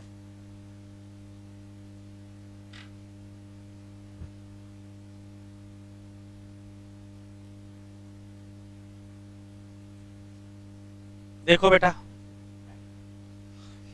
अभी जो हम लोग पढ़ चुके हैं बस उसी को दोबारा रिवाइज करना है। क्या कि अगर ल्यूमेन में H+ ज्यादा है तो बाहर स्ट्रोमा में H+ कम होंगे। यहां मोर H+ और यहां, तो भाई जो चीज जहां ज्यादा होगी वहां से चलेगी और जहां कम होगी वहां जाएगी। तो ठीक है, यहां से H+ बाहर आने का प्रयास करेंगे लेकिन आ नहीं पाएंगे। क्यों? बीच में है थाइलेक्वाइड की मेम्ब्रेन, और इसी थाइलेक्वाइड की मेम्ब्रेन पर एक स्ट्रक्चर पाया जाएगा जिसका नाम F0F1 पार्टिकल है। चाहे F0F1 पार्टिकल कहो, चाहे इसको ATP सिंथेज कहो, इसके रियल में दो हिस्से होते हैं। एक हिस्से का नाम CF0 है और एक हिस्से का नाम CF1 है। वो हिस्सा जो मेम्ब्रेन में धंसा हुआ है, इतनी मोटी मेम्ब्रेन है उसी में है, तो जो हिस्सा मेम्ब्रेन के अंदर है उसका नाम CF0 है, और जो हिस्सा मेम्ब्रेन में बाहर की तरफ, बाहर का मतलब स्ट्रोमा की तरफ है, उसका का नाम CF1 है। ये जो CF1 है यही असली में ATP सिंथेज है। ATP सिंथेज असली में कौन है? तो आंसर देंगे क्या? CF1। यहां नहीं, रेस्पिरेशन चैप्टर में लिखा है। ठीक, ये दो पार्ट हैं, एक का नाम है CF1, एक का नाम है CF0 और एक का नाम है CF1। ये जो H+ है इसको बाहर आना है तो इसको रास्ता चाहिए। तो ये जो CF0 है ये ट्रांस मेम्ब्रेन चैनल बनाएगा और कहेगा हमारे अंदर से गुजर जाओ। तो देखो ये H+ इसके अंदर से गुजर के आए हैं और जैसे बाहर निकले बाहर हो गए हैं। तो H+ ल्यूमेन से स्ट्रोमा में जाएंगे, किसके थ्रू? तो कहोगे CF0। उसी थ्रू क्यों गए? क्योंकि उसने बनाया है trans membrane channel. Concept clear यहां तक? दूसरा सवाल, फिर अगला कौन सा पार्ट है? CF1 जो बाहर निकला हुआ हिस्सा है। इस बाहर निकले हुए हिस्से का नाम CF1 है। ये रियल में ATP सिंथेज है। जैसे मान लेते हम CF1 है और बगल से प्रोटॉन निकलेगा, तो इतनी तेजी से प्रोटॉन निकलेगा तो हिल जाएंगे। हिल जाने का मतलब है कन्फर्मेशनल चेंज आएगा। तो इसमें क्या आएगा? कन्फर्मेशनल चेंज, क्योंकि जब प्रोटॉन निकलेगा तो एनर्जी रिलीज करेगा। प्रोटॉन जब बाहर आया तो एनर्जी निकली, उससे क्या हुआ? कन्फर्मेशनल चेंज, और उसी कन्फर्मेशनल चेंज से ये एक्टिवेट हो जाएगा और ATP को किसमें कन्वर्ट कर देगा? ATP। तो ATP कैसे बनी? ATP तब बनी जब प्रोटॉन ग्रेडियंट टूटा। और प्रोटॉन ग्रेडियंट कब टूटा? जब H+ पास हुए कहां से? ल्यूमेन से स्ट्रोमा। किसके थ्रू? तो कहोगे थ्रो ट्रांस मेम्ब्रेन चैनल बनाया किसने?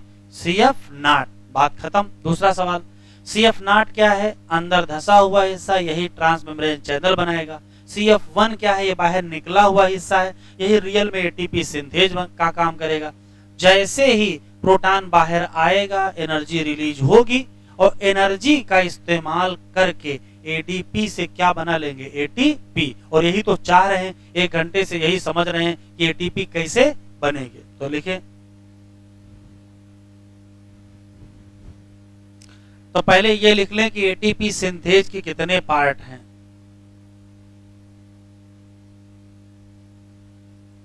तो एटीपी सिंथेज के 2 पार्ट हैं, एक का नाम है CF नाट और एक का नाम है CF1। दोनों में अंतर है। ये धंसा हुआ है, एम्बेडेड इन, लिखते चलें, थाइलेक्वाइड मेम्ब्रेन। और ये क्या बनाएगा?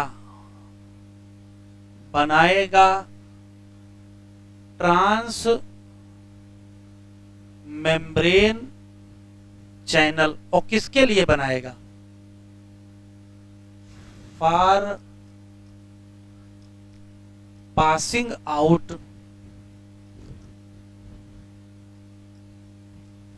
H+। और ये क्या है? ये बाहर निकला हुआ है, प्रोट्रूडेड पार्ट। किधर की तरफ?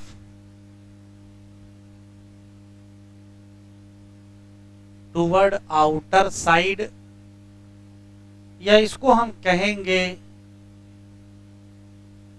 Stroma side. और ये क्या करेगा?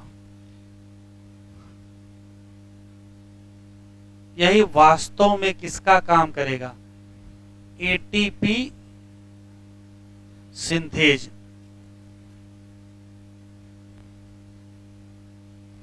या यही क्या होगी?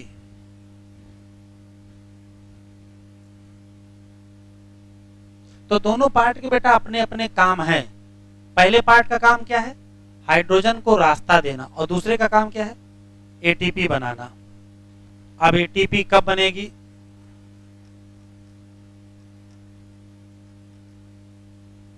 तो एटीपी सिंथेसिस में नियम है, क्या क्या होगा? तो सबसे पहले H+ मूव फ्रॉम, कहां से कहां? Lumen to stroma. किसके थ्रू? तो कहोगे ट्रांस मेम्ब्रेन चैनल। बनाया किसने? Of CF naught. ये जो प्रोटॉन मूव करते हैं ये फैसिलिटेटेड हैं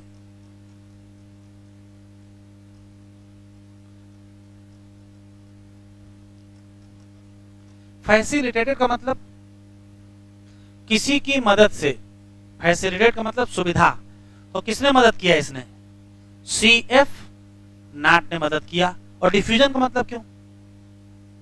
पैसिव की एक्टिव। तो हाई से लो आ रहे हैं तो क्या होंगे? पैसिव होंगे। उसका रिजल्ट क्या होगा? एनर्जी रिलीज, इसी H+ मूवमेंट के नाते। उससे क्या होगा? Conformational change. किसमें? CF1 में। CF1 में। उसी के बाद फिर क्या बन जाएगी?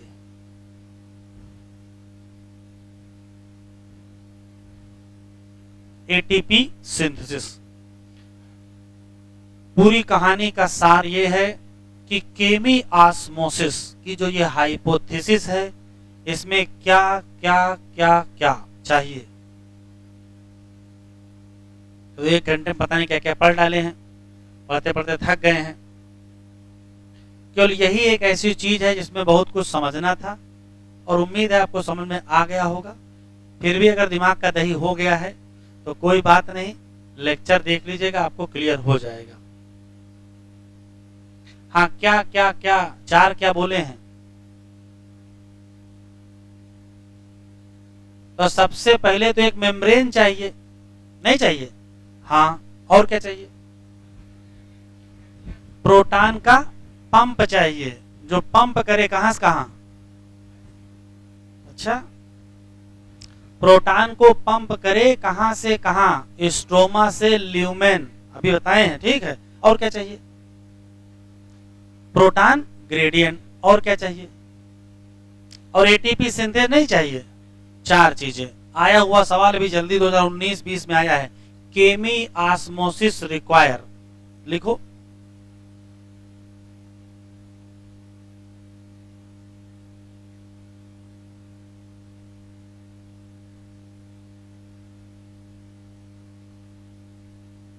तो आंसर क्या देंगे? चार चीजें चाहिए। मेम्ब्रेन चाहिए, प्रोटॉन पंप चाहिए, प्रोटॉन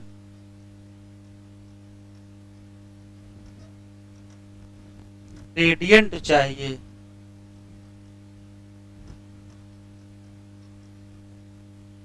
एटीपी सिंथेज चाहिए। मेम्ब्रेन क्यों चाहिए? उसी के एक क्रॉस तो सारी कहानी चल रही। पंप क्यों चाहिए? ये H+ को पंप करेंगे कहां से कहां?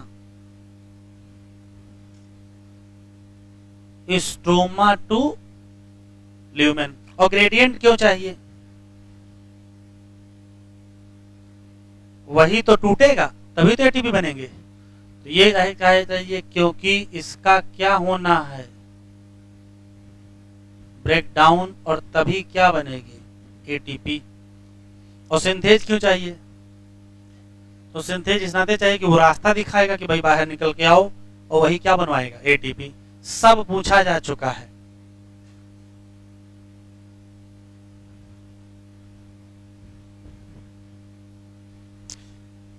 चलिए हेडिंग डालें, यूज ऑफ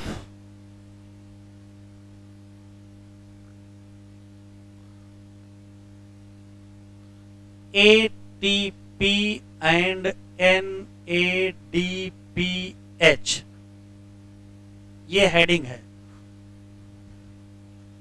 तो कॉन्सेप्ट ये है, हमारे साथ ही लिखेंगे कि लाइट रिएक्शन जब होगी तो इसके मिलेंगे प्रोडक्ट, और प्रोडक्ट तीन होंगे।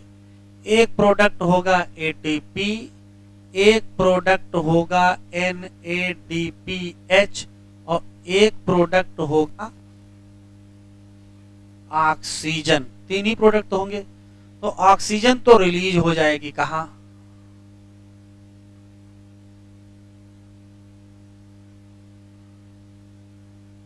एटमॉस्फेयर में। लेकिन ये दोनों कहां जाएंगे? तो यही दोनों यूज हो जाएंगे।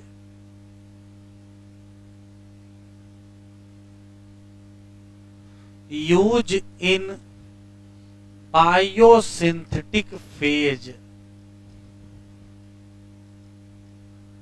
तो चाहे बायोसिंथेटिक फेज कहो, चाहे कार्बन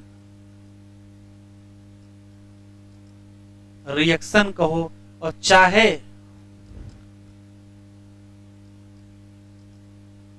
डार्क रिएक्शन कहो। और इसमें बायोसिंथेटिक फेज में होता क्या है? तो सिर्फ इतना होता है, CO2 से क्या बना लेंगे?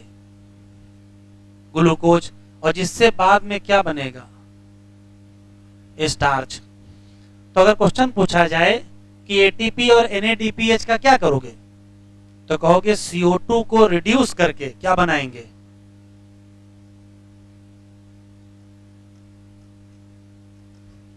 CO2 को रिड्यूस करके ग्लूकोज बनाएंगे। इसी नाते इन दोनों को कहा जाता है रिड्यूसिंग पावर या इसका एक और नाम है एसिमिलेटरी पावर।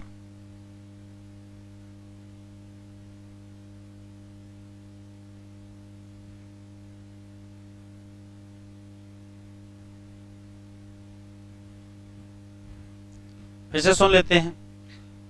लाइट रिएक्शन से जो प्रोडक्ट बनेंगे वो तीन होंगे, एटीपी होगा, NADPH और ऑक्सीजन। ऑक्सीजन तो चला गया एटमॉस्फेयर में, उसको आप भूल जाइए। बचे दो, कौन से? एटीपी और NADPH। इन दोनों का अब इस्तेमाल किया जाएगा बायोसिंथेटिक फेज या कार्बन रिएक्शन या डार्क रिएक्शन। ये क्या है? ये वही है जिसमें CO2 से क्या बनता है? ग्लूकोज। प्रोसेस का नाम रिडक्शन। इसी नाते इन दोनों को क्या कहते हैं? रिड्यूसिंग पावर या एसिमिलेटरी पावर। ये बताओ, डार्क रिएक्शन लाइट पर डिपेंड है कि नहीं है?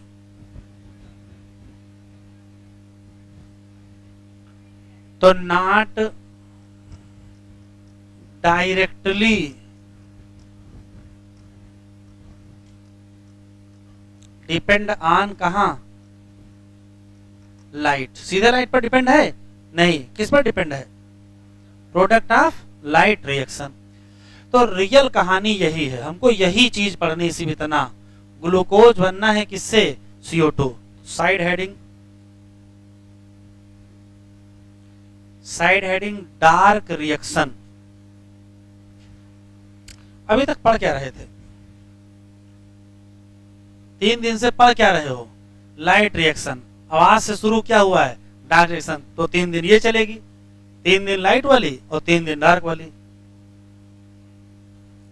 तो डार्क वाली डार्क में चलाई जाए, फिर रात रात बुलाया जाए, हैं? रात ही में होती है। वाह भाई वाह। चलिए, डार्क रिएक्शन।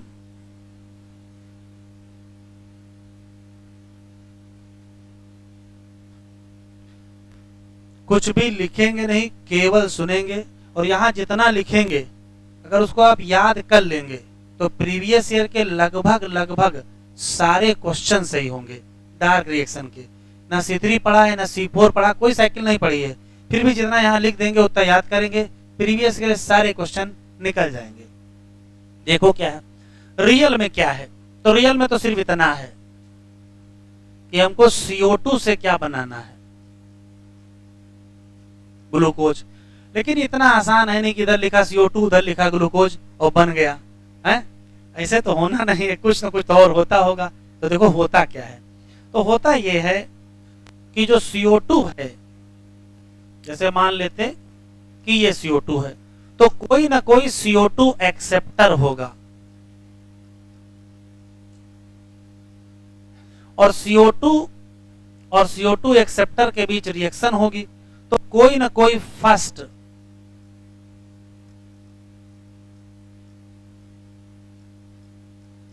स्टेबल प्रोडक्ट बनेगा और इसी फर्स्ट स्टेबल प्रोडक्ट से फाइनली क्या बनेगा? ग्लूकोज बनेगा। जब CO2 एक्सेप्टर और CO2 रिएक्शन करते हैं तो इस घटना को कार्बोक्साइलेशन कहते हैं। और जब ये फर्स्ट प्रोडक्ट से ग्लूकोज बनता है तो रिडक्शन कहते हैं। तो CO2 से ग्लूकोज बनने में अभी तक तो पता चला कि 2 स्टेप होते हैं। एक स्टेप कौन सा? कार्बोक्सिलेशन। और एक कौन सा? रिडक्शन। लेकिन जब जब कार्बोक्सिलेशन करोगे तब तब कोई ना कोई क्या लगेगा? एंजाइम लगेगा। तो वैज्ञानिकों की जो मेन टारगेट था कि पहले ये पता करो कि जो CO2 एक्सेप्टर मॉलिक्यूल है वो कौन है, फिर ये पता करो उस CO2 एक्सेप्टर में कार्बन कितने हैं, फिर ये पता करो कि ये एंजाइम कौन सा है, फिर ये पता करो कि पहला स्टेबल प्रोडक्ट कौन सा है, उसमें कार्बन कितने हैं। इतने क्वेश्चन का जवाब वैज्ञानिकों का ढूंढना था। तो देखो क्या जवाब मिला। तो मेल्विन केल्विन जिन्होंने बहुत सारा काम किया, कार्बन 14 का इस्तेमाल किया और दुनिया के सामने पहली बार बताया कि जो पहला स्टेबल प्रोडक्ट है वो 3 कार्बन का होता है। पहला स्टेबल प्रोडक्ट 3 कार्बन का होता है। तो वैज्ञानिकों ने कहा इसका नाम तो बताओ। तो देखो क्या बताया। कहा कि देखो CO2 का जो CO2 जो है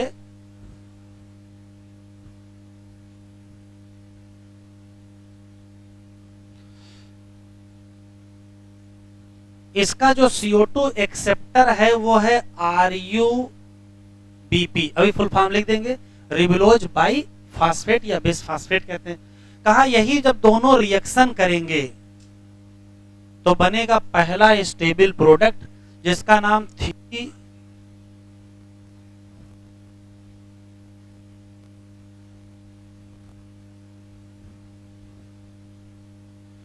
three phosphoglyceric acid, short form में इसको PGA भी कहते हैं। कहा इसमें पाए जाते हैं 3 कार्बन। कहा 3 कार्बन कैसे, तो देखो ध्यान से। कहा भाई देखो इसमें है 1 कार्बन,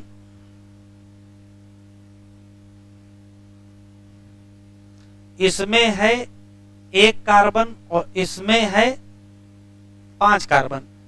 तो किसी गांव वाले आदमी से पूछो कि भैया 1 और 5 जोड़ोगे तो कितने होंगे, 6। तो बच्चे कितने, 3 कहां चले गए, तो 3 कहीं गए नहीं। ये मॉलिक्यूल ही कितने होते हैं, 2 होते हैं, तो 6 हो गया। कहा इसी का क्या कर दो, इसी का कर दो रिडक्शन और क्या बना लो, ग्लूकोज। ये काम किसने किया, मेल्विन और केल्विन। फिर वैज्ञानिकों को जब ये पता चला, देखो बेटा बतियाओ नहीं वरना हम केवल निपटा देंगे, जान नहीं पाओगे क्या छोड़ दिए, ठीक है सुन लो, ये तो जान ही नहीं पाओगे क्या छोड़ दिए हैं। सुन लो, मेल्विन और केल्विन ने कार्बन 14 का इस्तेमाल किया, एल्गल फोटोसिंथेसिस पर काम किया, पूरी दुनिया को घूम घूम के बताए कि देखो हमने क्या खोजा है, 3 कार्बन का पहला स्टेबल प्रोडक्ट जिसका नाम PGA है, ठीक है। उसी से क्या बनेगा, बाद में ग्लूकोज बनेगा। तो कुछ वैज्ञानिकों को बुरा लग गया, भाई कहा यही सब कुछ खोजेंगे, कुछ हम भी खोजेंगे। तो सारे वैज्ञानिक कुछ और खोजना शुरू किए कि पता करो एक एक पौधे को क्या सब में ये 3 कार्बन वाला बनता है। तो उनके हाथ में आ गया गन्ना, शुगर केन, ठीक है। उसमें जब पता किया तो पता चला कि पहला स्टेबल प्रोडक्ट 3 कार्बन का नहीं बनता है। तब वो फोन किए मेल्विन केल्विन को कि बहुत उड़ रहे थे, सबको बता रहे थे 3 कार्बन 3 कार्बन, ये देखो मिल गया क्या, 4 कार्बन। तो 4 कार्बन वाला प्रोडक्ट मिल गया। तो देखो कौन सा प्रोडक्ट था, तो फिर से क्या लिया गया, CO2 लिया गया, उसका एक्सेप्टर पता चला दूसरा है PEP, और दोनों में क्या हुआ, रिएक्शन। तो पहला जो प्रोडक्ट मिला उसका नाम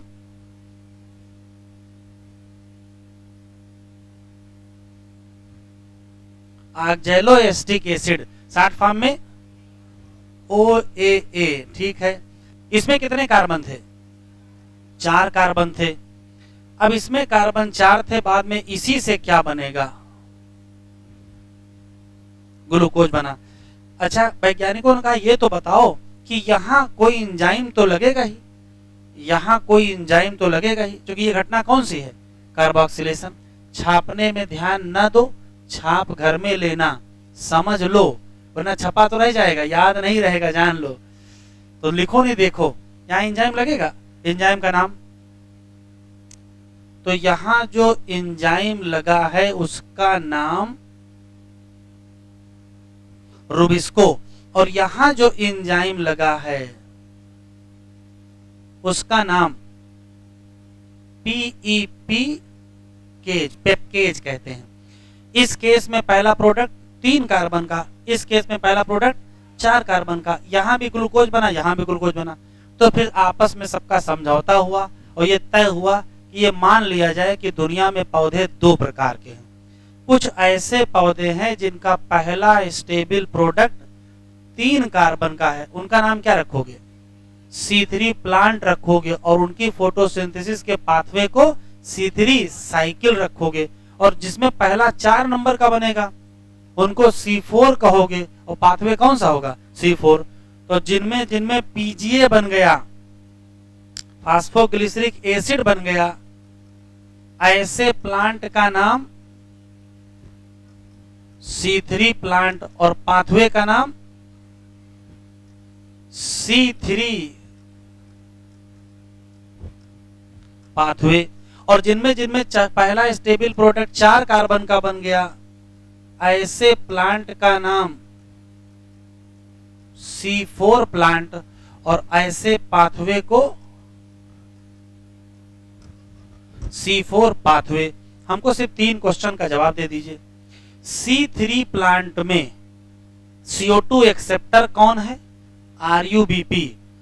प्राइमरी प्रोडक्ट कौन है? Phosphoglyceric acid.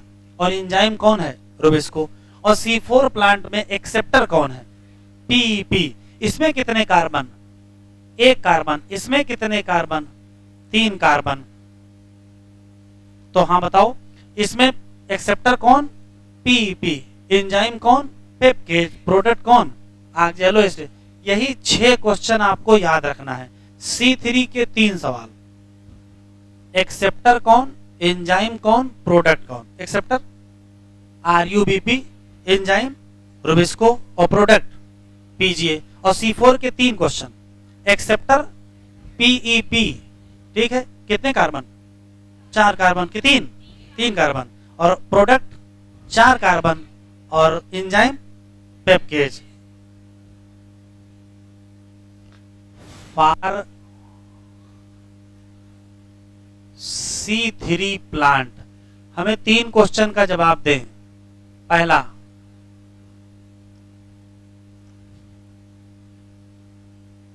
CO2 एक्सेप्टर बताओ भाई, वही लिखेंगे।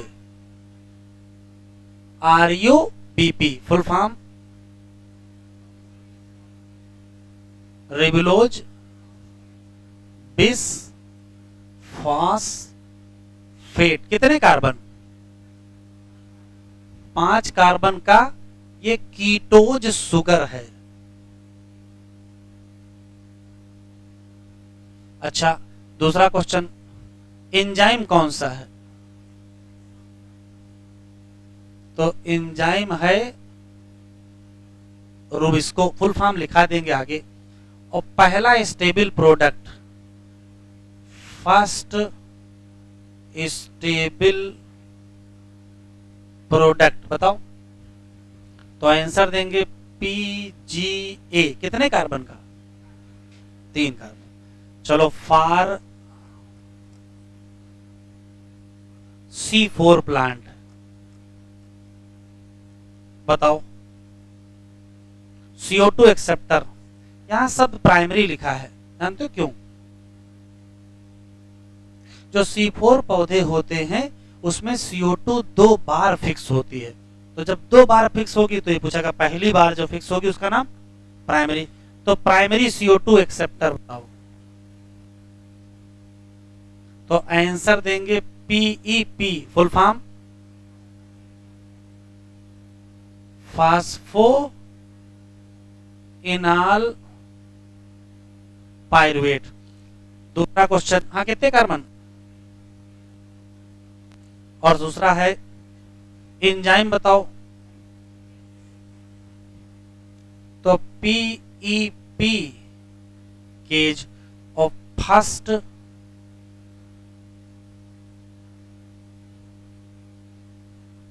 स्टेबल प्रोडक्ट, तो OAA full form oxalo acetic acid. कितने कार्बन? 4 कार्बन। अगर आप इतना याद कर लोगे तो क्वेश्चन सारे लगभग निकलेंगे सिर्फ इतने से ही। 3 बातें बताई गई हैं C3 की और 3 ही बातें बताई गई हैं C4 की। लिखो, ये तो पढ़ाए थे।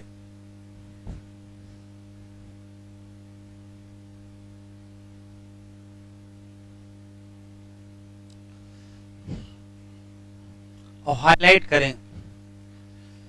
करा, let us now try and understand how actually ATP synthesise in chloroplast. तो केमी ऑस्मोटिक हाइपोथेसिस एक्सप्लेन करेगी। हाईलाइट करो क्या? मैकेनिज्म। लेकिन रेस्पिरेशन और फोटोसिंथेसिस दोनों में ATP बनेगी। कैसे बनेगी? तो अब हाईलाइट करें। लिखा है development of proton gradient across membrane. बस मेम्ब्रेन कौन सी होगी? तो अगर क्लोरोप्लास्ट में है तो थाइलॉइड थाइलेक्वाइड होगी। प्रोटॉन एक्यूमुलेट करेंगे toward inner side of membrane, मतलब कहाँ, ल्यूमेन। रेस्पायरेशन में प्रोटॉन कहाँ एक्यूमुलेट करेंगे, इंटर मेम्ब्रेन स्पेस। ये सब बता चुके हैं, अभी आज ही पढ़ाए हैं। जब माइटोकांड्रिया पर इलेक्ट्रॉन मूव करते हैं किसके थ्रू, ATS. To understand what is the cause of proton gradient, तो प्रोटॉन ग्रेडियंट का क्या कारण है, तो देखो कह रहा है हमको समझना पड़ेगा फिर से क्या, वही इलेक्ट्रॉन ट्रांसपोर्ट। तो पहला कारण बताओ क्या है, तो पहला कारण तो यही है, स्प्लिटिंग ऑफ वाटर मॉलिक्यूल किधर होती है, अंदर की तरफ होती है। इसी नाते प्रोटॉन या हाइड्रोजन कहाँ गिरेंगे, तो ल्यूमेन में ही तो गिरेंगे, बात खत्म। ये वही डायग्राम है जो बनाए थे। फिर है इलेक्ट्रॉन जब मूव करता है फोटो सिस्टम से तो क्या हो जाते हैं, प्रोटॉन ट्रांसपोर्ट हो जाते हैं अक्रॉस द मेम्ब्रेन। कह रहा ऐसा क्यों हो गया, तो देखो क्या गलती हुई है। जो प्राइमरी एक्सेप्टर है उसका नाम PQ है, उसने, वो है किधर की तरफ, बाहर की तरफ है। उसने क्या किया, ट्रांसफर कर दिया अपने इलेक्ट्रॉन को, किसको, इलेक्ट्रॉन कैरियर को देना चाहिए नहीं दिया, दे किसको दे दिया, हाइड्रोजन। और उसने क्या किया, एक प्रोटॉन को रिमूव कर दिया, कहां से, स्ट्रोमा को, और ट्रांसपोर्ट किया electron. When this molecule pass its electron to the electron carrier, कहां, इनर साइड ऑफ मेम्ब्रेन। तो जो चोरी का सामान था कौन सा, प्रोटॉन, वो भी कहां रिलीज कर दोगे, इनर साइड। क्लियर। तीसरा, NADP का रिडक्टेज एंजाइम कहां लोकेटेड है, स्ट्रोमा साइड की तरफ। तो जब इलेक्ट्रॉन वहां पहुंचेगा कहां से, PS1 से, तो प्रोटॉन भी तो चाहिए किसके लिए, रिडक्शन ऑफ NADP के लिए। कहां से प्रोटॉन उठाओगे, स्ट्रोमा से, तो घट नहीं जाएंगे। कह रहा इतना क्यों परेशान हो। फाइनली प्रोटॉन स्ट्रोमा में घटेंगे और ल्यूमेन में बढ़ेंगे, जिससे क्या जनरेट होगा, प्रोटॉन ग्रेडियंट। और क्या घट जाएगा, pH, कहां, ल्यूमेन। कह रहा why we are so interested, इतना क्यों इंटरेस्टेड हैं प्रोटॉन ग्रेडियंट में, तो कह रहा है क्यों, क्योंकि तोड़ना है ग्रेडियंट को और तभी क्या बनेगी, ATP। और ग्रेडियंट टूटेगा कैसे, तो मूवमेंट होगा किसका, प्रोटॉन या H+ का across the membrane through the trans membrane channel. और चैनल कौन बनाया, CF0, कहां का, ATP synthase. ATP synthase enzyme के दो हिस्से हैं, एक का नाम CF0 जो इम्बेडेड है कहां, मेम्ब्रेन, और यही क्या बनाएगा, ट्रांस मेम्ब्रेन चैनल, जो फैसिलिटेट करेगा क्या, डिफ्यूजन। दूसरा कौन सा पार्ट है, CF1 जो प्रोट्रूड है कहां, आउटर सरफेस, यही फेस करेगा किसको, स्ट्रोमा की तरफ। जब ब्रेकडाउन होगा ग्रेडियंट का तो क्या मिलेगी, एनर्जी। कौन सा चेंज आएगा, कन्फर्मेशनल चेंज, कहां आएगा, CF1, तभी क्या बनेगी, ATP बनेगी। क्लियर। और ATP सिंथेज एक्टिवेट हो जाएगा और वो क्या बना देगा, ढेर सारी ATP। ये आया हुआ सवाल नीट में है। केमी ऑस्मोसिस को क्या चाहिए, तो क्या चाहिए, मेम्ब्रेन, क्या चाहिए, पंप, क्या चाहिए, प्रोटॉन ग्रेडियंट, और क्या चाहिए, फिर वही कहानी शुरू हो गई, एनर्जी चाहिए पंप करने के लिए टू क्रिएट प्रोटॉन ग्रेडियंट। फिर क्या है, ATP synthase channel allow diffusion enough energy, फिर से ATP। जो बात यहाँ लिखी वही बात यहाँ लिखी है। NADPH और जो ATP बनाओगे उसका करोगे कहाँ, तो देखो लेगा कहाँ यूज करोगे, बायोसिंथेटिक रिएक्शन में यूज करेंगे, रिस्पांसिबल फॉर फिक्सिंग CO2 और सिंथेसिस ऑफ शुगर। ये अगले लेक्चर पर पढ़ाएंगे फिर से दोबारा। मतलब अभी हम लोग को डिटेल में पढ़ना है C3 साइकिल और C4 साइकिल। जरा ये दो पैराग्राफ पढ़ लीजिएगा, जनरल कहानी यहाँ दी हुई है। अगले लेक्चर पर हम C3 साइकिल, C4 साइकिल और फोटो रेस्पायरेशन ये तीनों पढ़ाएंगे। ठीक है, अभी लेक्चर थोड़ी देर मिल जाएगा, PDF अभी बिल्कुल तुरंत मिलेगी, बस लिख लीजिएगा।